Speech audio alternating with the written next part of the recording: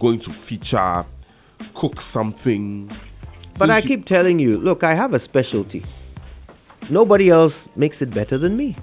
If Fritor likes, they should invite me to come and make my specialist money hot shavings, soaked and infused in creamy bovine extract. Gary soakings. With monosaccharides and locally grown guba. With sugar and groundnut. Thank you. Hey, could you answer? Anyway, we have a special guest this morning on the Super Morning Show's news review. Yes, and we've been saving it to tell you about it till now. He is the Member of Parliament for North Tongue, and he's also spokesperson for the minority on issues of foreign affairs. Samuel Okuyeto Ablakwa. Good morning, Mr. Good morning, Ablakwa. Daniel. Good to see you. Good morning, Kojo. Yeah, it's great to see you. What was all that about? What? It sounded more sumptuous than I can ever imagine. Oh, yes. You will be able to put together. The way I make it, it is sumptuous. Trust me. It's Gary Soki. There's nothing scientific about it. Anyway, so we have the newspapers with us. Let's do the front pages, beginning with you, with the Finder, Kojo. All right, so we'll run through all the headlines and then we'll settle for the details of a few stories. The Finder, of course, has this as a banner headline: Probe €5 million Airbus bribe scandal. President Akufo-Addo orders special prosecutor. Bank of Ghana named Central Bank of the Year. Zoomlion appeals High Court ruling in Auditor General case. And NPP minority raised questions about Airbus deal in 2011. And Mr. Ablakwa, I believe, has the front page of the Ghanaian Times, yeah? Yes, I do. The lead story is President orders probe into Airbus scandal, but NDC fights back. Other stories: Kenya requests technical support to implement double track, and aggrieved customers of Gold Coast Fund Management threaten demo over locked up funds. All right, I'll do the Daily Graphic next. An aircraft purchase graft allegation. Presidency chases suspect. Petitions special prosecutor. That's the banner headline. Also, 6 service persons in Dansoman SHS reposted. EC's explanations do not warrant new register, IPRAN insists. And declare your innocence in Airbus bribery scandal. NPP throws challenge to former President Mahama. I have the Daily Statesman. NPP names Mahama as government official 1. Challenges JDM to tell what he knows about Airbus bribery scandal. You have a much better brother in me, Akufo-Addo tells Northeast Gonja residents. The campaign season has begun. And the final story here: Achimoda MPP set for fierce battle between Kwetu and Akwa. Right. Quite a few stories on the front page of the New Crusading Guide this morning. Airbus scandal troubles NDC as President's tasks Martin Amidu to investigate. I'm not sure why there is an S at the end of President's. I'm sure it's just a printing error. Allow EC to compile a new voters register. DI fires NDC. Kandifo Institute charged. Kandifo Institute. Thank you. Charged to develop quality and patriotic leaders. Mahama is government official 1 according to the NPP. And this is about the Airbus bribery scandal. And scandal hits social welfare department in the western region. The Chronicle newspaper: military probes 45,000 Ghana cedi bribery allegation against Operation Vanguard commander. Is he fit? MPP challenges Mahama's eligibility. Mahama on the rack. And finally, Ghana cedi is the year's biggest winner against the US dollar. It comes with Vice President Baumia's photograph. All right, my last paper this morning is the Graphic Business. Bank of Ghana deserts IMF on reserves calculation. That's the banner headline. Also, tiered banking system best for Ghana, according to former President John Mahama. Second Tertiary Business Sense Challenge is launched today, and that also finds space on the front page. Finally, the Daily Guide: 5 million Airbus NDC bribe saga. US court nails Kingpin and brother. Nana orders probe into scandal. CD performs best against dollar. And President turns heat on Mahama in Savannah. All right. Well, I suppose every newspaper except the graphic business is talking about this. But let's see what's online first, shall we? Yes. And we'll look at what's online. There's an interesting top story here. Mahama got me sacked in 2014. That's Kwesi Appiah, former Black Stars coach. Kenya's longest serving leader, Daniel Arap Moi, dies, and GES shuts down Buipe SHS after fire razed down the school. Interesting. That's the second school we are hearing in recent times affected by a fire, the first being Accra Academy here in Accra. Come clean on your interest in Airbus bribery scandal, Boabing Asamoah to Martin Amidu. I'm sure that's one that Mr. Blaka would really, really love to talk about. Referring, and he says yes, referring Airbus issue to special prosecutor is a waste of time. Inusaf Husseini says there. StarFM.com.gh has a smiling picture of Martin Amidu right there. The headline right under his arms is Ekufuado refers Airbus scandal to Martin Amidu. It also says suspended MPP Vice Chair Ekoewusi arrested over missing excavators, and Airbus saga. MPP seeking equalization for failed Ekufuado. Felix Kwachi Ofosu speaking there. Let's go to the BBC. Chaos at key Iowa vote as results are delayed, and Kenya's former president Arap Moi dies. That's also here. So the biggest story, obviously, all the websites, all the front pages are talking about them, the Airbus saga. So shall we hop on board, Kojo? Yeah, I guess we should. I mean, any paper you pick has something about it. The Daily Graphic leads with it. And they're talking about how the office of the president yesterday, well, it was actually, I guess you can call it yesterday morning because it was quite early in the morning, formally petitioned the office of the special prosecutor, informing it about allegations of bribery in the acquisition of 3 military aircraft by the government between 2009 and 2015. And this is a quote. It says, "We have officially written to the office of the special prosecutor this morning, drawing his attention to the allegations. As a constitutionally mandated body, we expect him to take it up." And this is a quote from a Daily Graphic source at the presidency. Now, of course, this raises a number of issues. For example, what can come of this?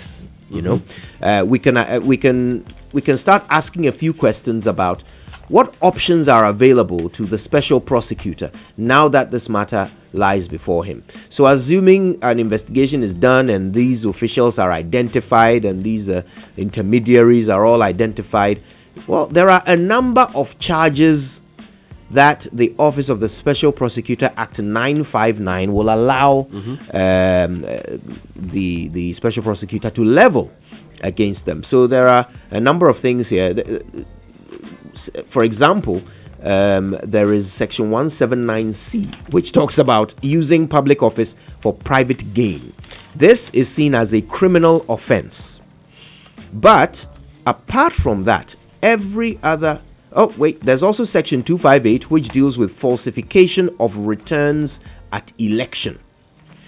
All right, beyond these two that I've mentioned, every other offense that you can be charged with by the Office of the Special Prosecutor is a misdemeanor.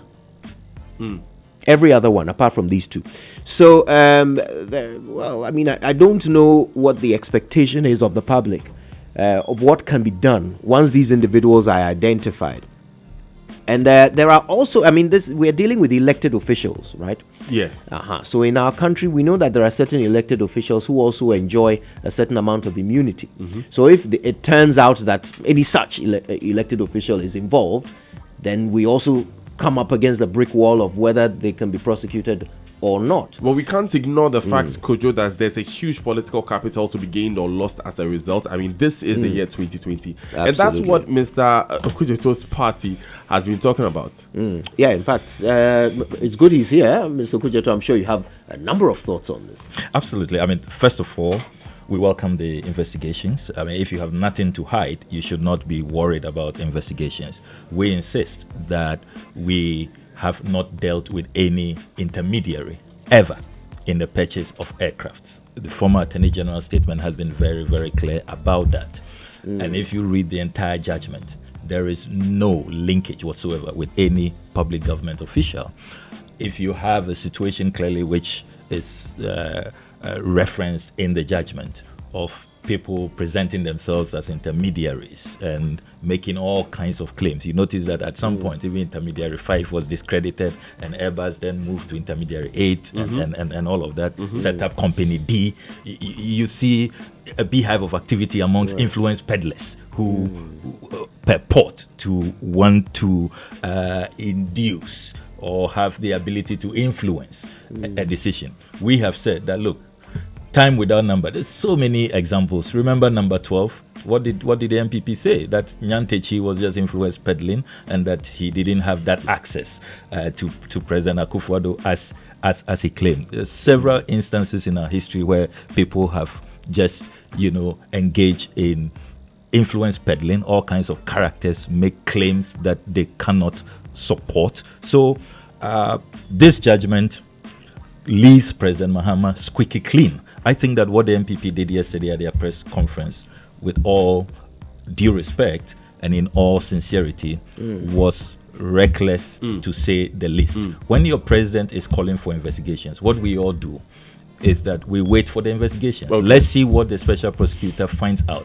But you don't go out there and say that government official 1 is President Mahama and intermediary 5 is the president's brother, when none of the facts, none of the statements of facts, none of the clauses, the judgment actually supports that claim. So yes, we know it's an election year. People are desperate to divert attention from their own palpable, real corruption scandals. The 500 excavators have not been found. The 400 tricycles have not been found. We still don't know who misled the president on Ameri, the biggest scandal ever, over $800 million. The PDS scandal has not been resolved.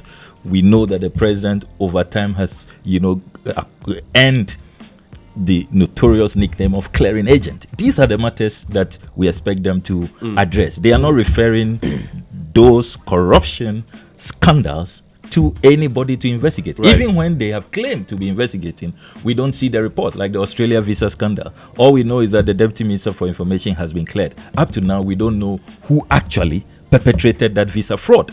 So you can see, a government that is desperate to divert attention and to, if you like, equalize and see this as some opportunity to whitewash is rather terrible image when it comes to the fight against corruption. You began by saying that your government didn't engage an intermediary, but in this entire exercise, the judgment didn't state that the government of Ghana engaged an intermediary. They said that Airbus engaged an intermediary, and this person was a close relative. In fact, in the U.S. District Court's document, they said was a brother of a certain government official. Also, Marietta Briapia said that no government official received any amount of money. Again, the documents did not say a government official received the amount of money. They said that the money went to a certain intermediary. But we all know that when bribes, even in our bribery laws here in Ghana and in the UK's bribery laws, you don't need to receive the money from the person who is giving it. It can be done to an individual. An individual can go and peddle the influence on your behalf. And that is the point that is being made in the documents, isn't it? That is the point that is being made, which does not give you any evidential basis to conclude that a public official has been bribed. You saw the headlines when this story broke. Oh, NDC officials bribed. NDC officials under Mills Mahama's administration received bribes. So it was really imperative for the former Attorney General to clear the air and to set the record straight and put out the facts that no official in the judgment has received any bribes. And this claim that government official 1 must be President Mahama, I mean, where from that? Where from that? You cannot reasonably, infer that government official 1 is President Mahama when there is absolutely no fact. So let's condemn recklessness, let's condemn irresponsible conduct, and let us allow the investigations. We have welcomed the investigations. We are confident that at the end of these investigations, we will be vindicated. President Mahama despite all the attacks that have been thrown against him, even when he was at the presidency. You recall what the then opposition candidate said about presidential diaries, that he had spent $10 million on presidential diaries. It turned out to be false. He said he had inflated the Ridge Hospital project. Turned out to be false. He said he had inflated the Circle Interchange project. So there's always been an attempt to throw mud at President Mahama. The mud doesn't stick. He remains squeaky clean, and I tell you that at the end of the day, the Office of Special Prosecutor will vindicate President Mahama's. We will spend a lot of time on this issue this morning. Yes, Vitus Azim will be joining us on the show. Suleiman Abraham will be joining us on the show. Mr. Blackwell, stick around for us whilst we discuss that. But now, though, let's continue with the news review. Kojo, what else do we have on our plate? Well, quite a number of things are going on. For example, IPRAN still seems very dissatisfied with the Electoral Commission's explanations for a new register. Their headline in the Daily Graphic is EC's explanations do not warrant new register, and page 16 has all the details. Let's flip there now, and it's fascinating because I think one of the original accusations leveled against the EC was that they had not consulted. I have a feeling at this point that accusation will not stick, because they've literally gone on a road show now attempting to explain this to everybody.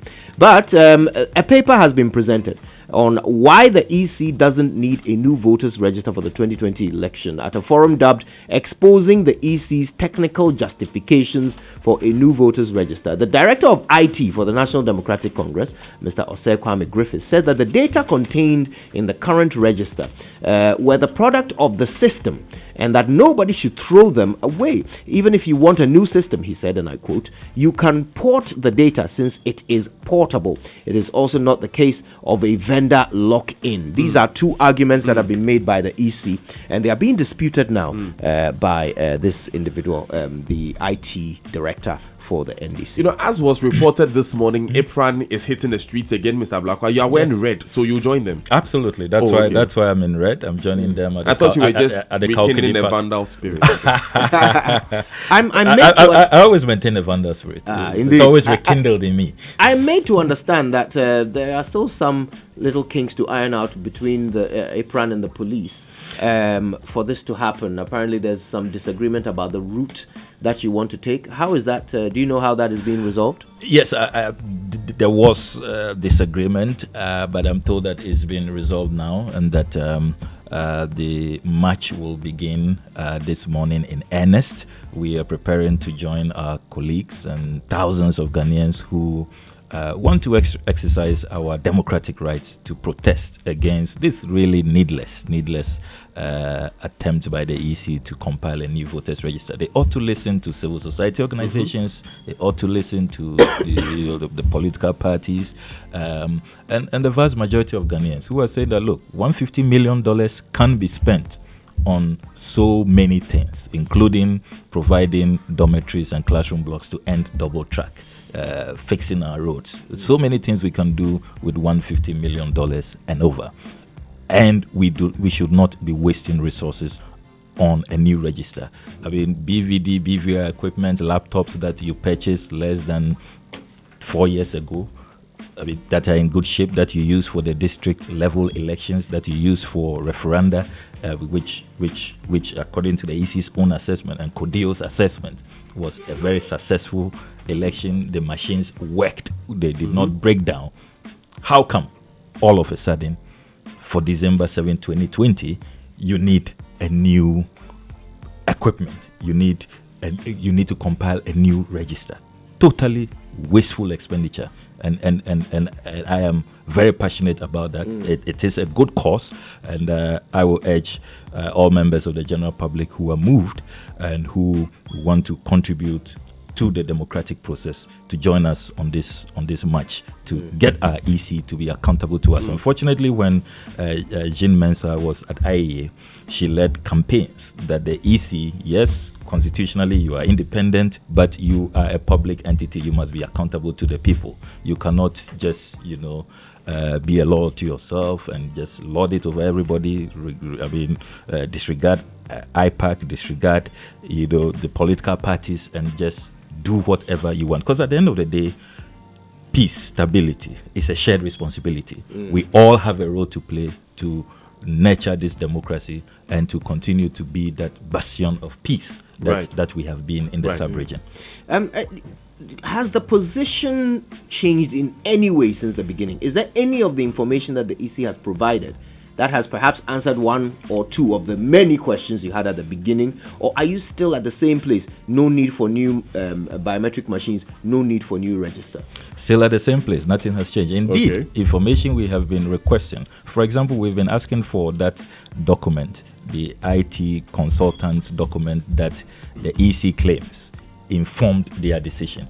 We've been asking for that advice since they appeared before us in Parliament. They told us that we will have it. It's been how many weeks now since November last year?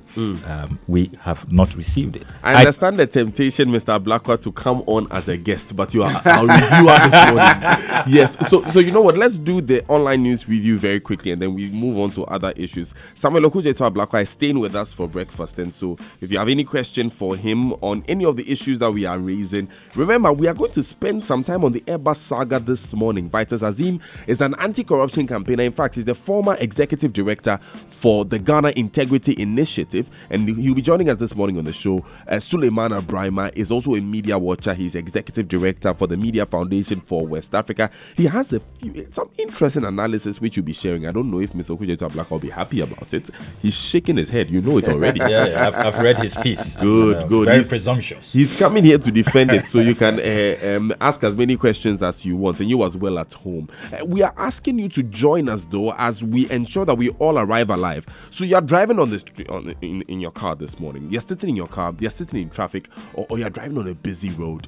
Who is that driver who is putting all of us in danger with the way that he's driving? Who is that guy who is crossing lanes, driving on the shoulders of the road, just using the road as if it's his backyard? Take a picture of him, of course, if you're not driving, and text it to us on 0244 340 437. 0244 340 437. You can add videos as well. We need to make sure we all arrive alive. And you've been talking to us about the fact that the lack of traffic lights at major intersections in the city is putting all of us at risk. So we visited a few of these traffic lights you pointed out to us, and we'll be asking the Department of Urban Roads when they are going to be fixed. Of course, we'll be bringing you the reports from when I and a few of the other team members have visited these traffic lights that are not working. The online news review is brought to you by Zenith Bank in your best interest and Goil Good Energy. Now, Goil, your reliable energy partner, invites all motorists to continue to feel the good energy. At Goil, enhancing your range and performance and prolonging the life expectancy of your vehicle is our top priority. So continue to get the best quality and value for money for Goil's Super XP and Diesel XP and our trusted range of lubricants, LPG, as well as other products and services from our over 400 service stations in the country. To all our valued customers, we say thank you. We value the partnership. Because of you, we are the CIMG Hall of Fame Petroleum Company of the Year. Let's continue the partnership to build our economy. Goil Good Energy, Goil proudly Ghanaian, Goil Yenara Yedia. Now, Zenith Bank's POS gives you more payment options. If you want to pay with Momo, go right ahead. You want to tap and pay with contactless Visa or MasterCard payment option, your card or phone, etc. Look no further. Enjoy the convenience of making payments with your preferred payment option on any Zenith Bank POS at Zenith Bank. Your convenience is truly our priority. Zenith Bank in your best interest. Now, the number to text is 0244 340 437. 0244 340 437. First of all, are you satisfied with government's handling of this Airbus saga? It's been referred to the Office of Special Prosecutor. Do you expect it to be dealt with quickly? What's your expectation of what we must do next? And please again, if you are on the road and there is someone putting us all in danger, a pedestrian, a road user, send us the person's name, send us the person's car number on 0244340437. We'll be back after this to deal with the issues.